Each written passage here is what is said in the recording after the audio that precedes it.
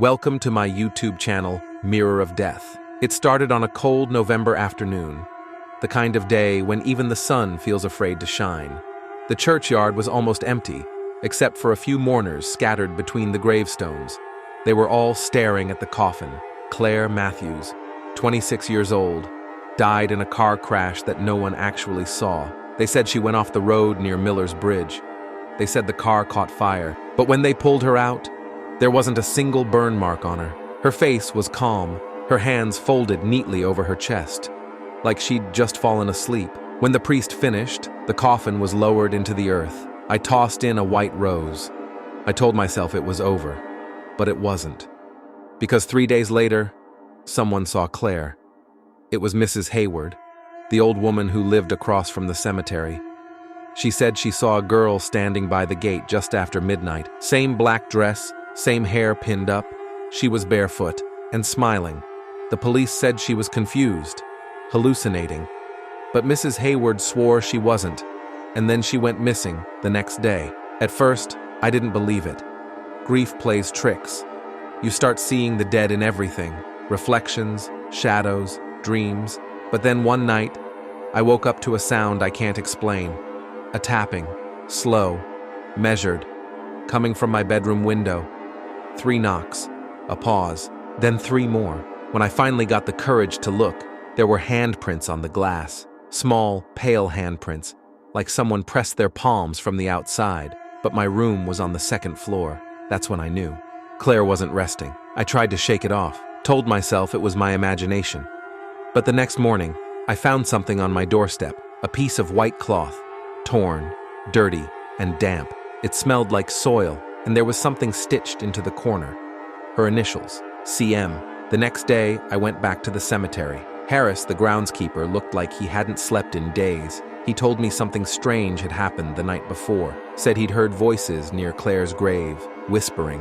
When he went to check, the ground looked unsettled, like someone had been digging. That night, I couldn't sleep. Every time I closed my eyes, I saw her face, calm, still, waiting. Then just after 2 in the morning, my phone rang. The screen said unknown number. I answered. Static. Then, her voice. Don't let them close it again. I froze. My throat went dry. Claire? I whispered. The line went dead. I didn't sleep after that. I couldn't. And by morning, I'd made up my mind. I called Harris. Told him we had to open the coffin, just to be sure. He refused at first. Said it was illegal, disrespectful, dangerous. But when he saw my face, saw how desperate I was, he finally gave in. That evening, under a dull red sunset, we returned to the grave with shovels and lanterns. The dirt came up easier than I expected, like the earth itself wanted her gone. When the first bit of wood appeared, my stomach dropped. The coffin was scratched from the inside. Harris stepped back, trembling. I reached for the lid. My hands were shaking, my breath fogging the air. I lifted it. Empty. No body, no dress, just claw marks and blood-streaked wood. I stumbled backward, my chest tightening. Harris whispered something. I think he said, "She got out." But I couldn't hear him over the sound that came next. From behind the gravestones, footsteps, slow, crunching through the leaves. We turned.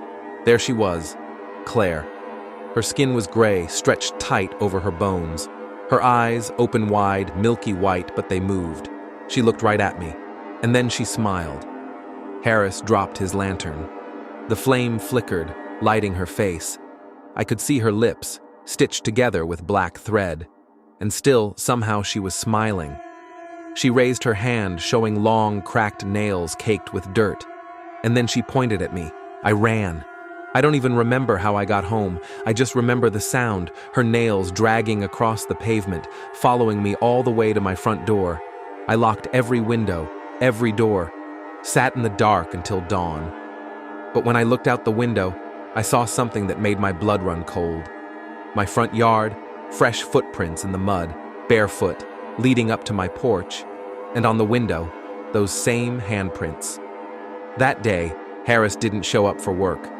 They found him 2 miles away in the woods, his face frozen in terror, his hands covered in deep scratches.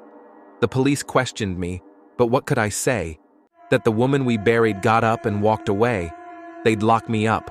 That night, I dreamed of her again. But this time, she wasn't outside. She was sitting at the edge of my bed, the same calm expression, the same stitched smile. She leaned close, her breath cold against my ear, and whispered, "You left me down there." I jolted awake. My sheets were damp. The smell of soil hung in the room, and on my arm, 5 thin scratches. Fresh. They say nightmares can't hurt you, but I know better now. Yesterday, the police reopened Claire's grave for investigation. The coffin is gone. Not just empty, gone. And last night, my phone buzzed again. Same unknown number. This time, I didn't answer, but I listened. The voicemail was only 2 words, whispered, soft, familiar. "I'm home. Thanks for watching my video. Subscribe to my channel."